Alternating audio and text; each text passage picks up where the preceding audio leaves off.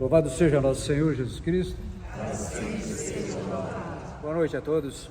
Boa noite. Vou tomar o texto de 2 Macabeus, capítulo 3, versículos de 25 até o 26. Só para nós nos localizarmos aqui, havia o templo e havia um tesouro do templo, e aí houve um dos mandatários da época, chamado Apolônio, soube que havia esse tesouro do templo e quis se apropriar indebitamente, colocar para o erário público, o que era do templo.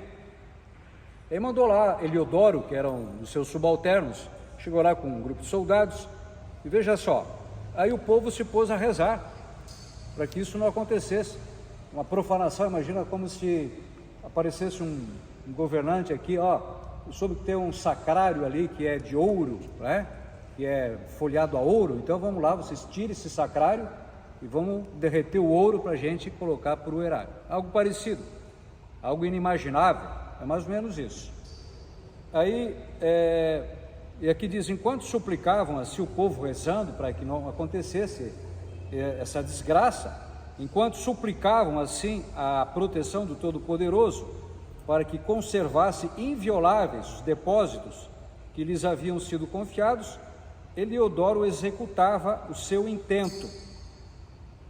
Já se achava ali com os seus homens armados, quando o Senhor dos Espíritos e soberano detentor de todo o poder suscitou uma tal aparição que todos os que tinham ousado vir ali desfaleceram de espanto, atingidos de pavor ante a majestade de Deus.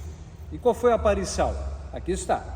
Viram eles, montado num cavalo ricamente ajaezado e guiado furiosamente, um cavaleiro de terrível aspecto que lançava em Eliodoro, que era o enviado de Apolônio, as patas dianteiras do cavalo. O que vinha nele montado parecia ter uma armadura de ouro. Ao mesmo tempo apareceram-lhe outros jovens, de extraordinário vigor, fulgurantes de luz e ricamente vestidos.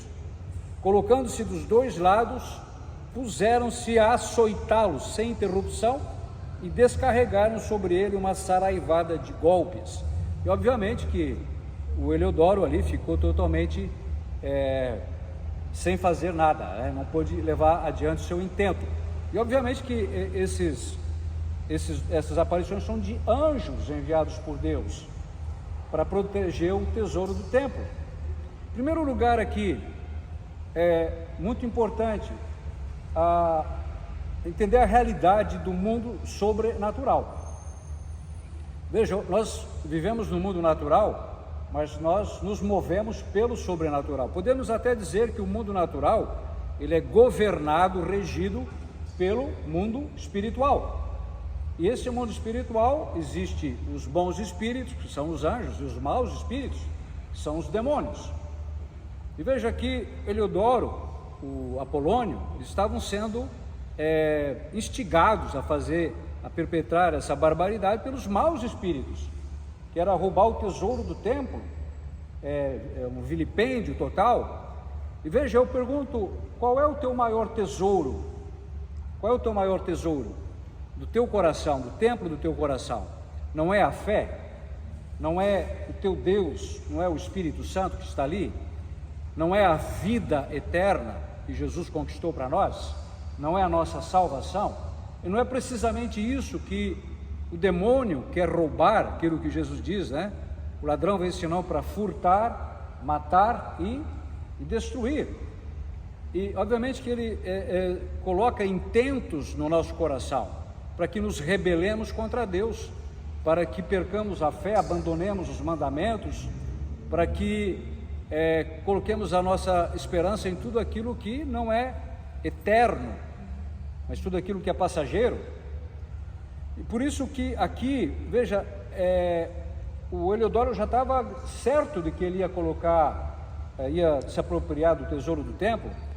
E veja, o povo orou, eles oraram, jejuaram, clamaram a Deus, e Deus interveio. Queridos, olha, para nós, a manifestação do poder de Deus, os anjos, vocês viram aqui, os anjos, eles não são como muitas vezes é retratado aí nos quadros, né? Aquelas figurinhas. Não, os anjos, eles são de aspecto terrível, eles são guerreiros, tremendamente poderosos, estão ao nosso serviço, a seu serviço. Então veja, quando você ora, Deus, ele envia os seus anjos para combater a seu favor. Então, aqui a importância, aqui diz o primado da oração. Primado da oração. Veja, não são as circunstâncias que vão dizer se eu oro ou não. A minha oração é que vai mudar as circunstâncias. Quando você ora, Deus, ele envia o seu poder, ele põe a funcionar o seu poder em teu favor. E aí veja, aquilo que já estava como certo, o roubo do tesouro, Deus, ele impede. Então, comece a orar com mais intensidade, com mais seriedade, tempo fixo de oração. Leva mais a sério a oração. Tudo muda quando você começa a orar, rezar com seriedade. Com seriedade, tem que ser tempo fixo, lugar fixo, constância, perseverança. Aí veja, o poder de Deus vai se manifestar na tua história. Lembra lá o episódio de capítulo 12 de Atos, quando Pedro estava na prisão e a igreja orava por ele?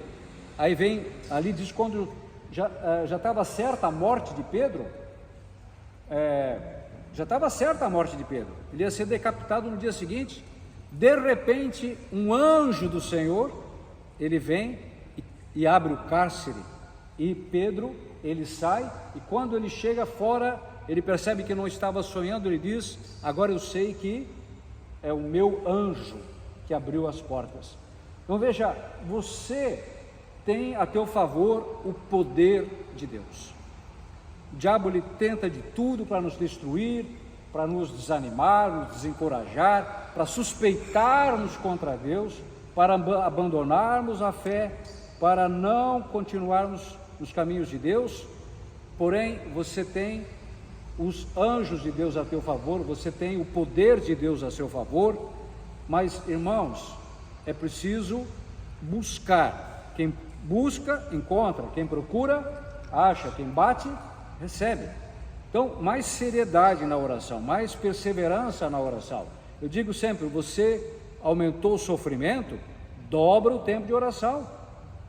Você está padecendo perseguições, lutas, provações, tentações, dobra o teu tempo de oração, triplica o teu tempo de oração. Nós agora, sábado passado, nós ficamos das 7h30 da noite até as 6 horas da manhã do dia seguinte em adoração, ali na igreja São Sebastião.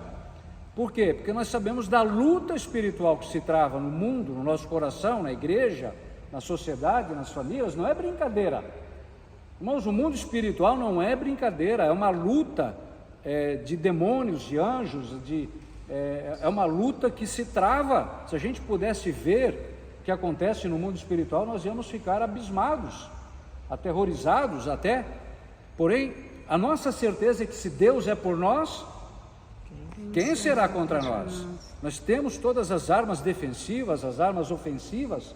Nós temos a Eucaristia, nós temos a confissão, nós temos a oração, o jejum, as vigílias, os retiros, nós temos os sacramentais, nós temos os santos que intercedem por nós, queridos. Mas é uma questão de você buscar, de você ser mais ativo naquilo que te dá a vitória. O Senhor Jesus, na cruz, ele destruiu o império de Satanás, cancelou a nossa culpa, ele aboliu o documento cujas prescrições nos condenavam, e ele nos deu o direito legal de uma vida vitoriosa, o direito legal de uma vida vitoriosa. Porém, essa vitória, essa vida abençoada, ela nos é dada pela fé, fé que se manifesta em passos, em decisões, em sacrifício, em busca, em perseverança.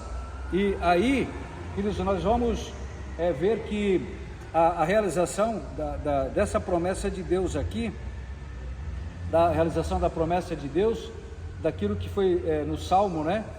do Salmo 90 de hoje, né? Que o Senhor diz, na primeira leitura do Êxodo, né? O Senhor diz: se você for obediente à voz do meu anjo, eu serei o inimigo dos teus inimigos. Inimigo dos teus inimigos. Veja só, queridos, nós não somos batizados para viver como escravo do diabo, para viver como capacho do diabo, para viver, não, nós fomos batizados, somos reis, profetas, sacerdotes, para nós realizarmos a glória de Deus nesse mundo. Então é uma questão de fé. Então eu digo para você, a obediência à voz de Deus, que aqui o anjo, né? A obediência é tudo para nós. Então reze com mais seriedade, reze, busque a Deus com muito mais intensidade, porque a Bíblia diz: um dia para Deus é igual a 1000 anos, e 1000 anos é igual a um dia. Em um dia Deus pode realizar na sua vida o que demoraria 1000 anos por teus próprios esforços, por nossos próprios esforços. Tudo é uma questão de fé. Jesus disse: se tu creres, tu verás a glória de Deus. Amém. Amém.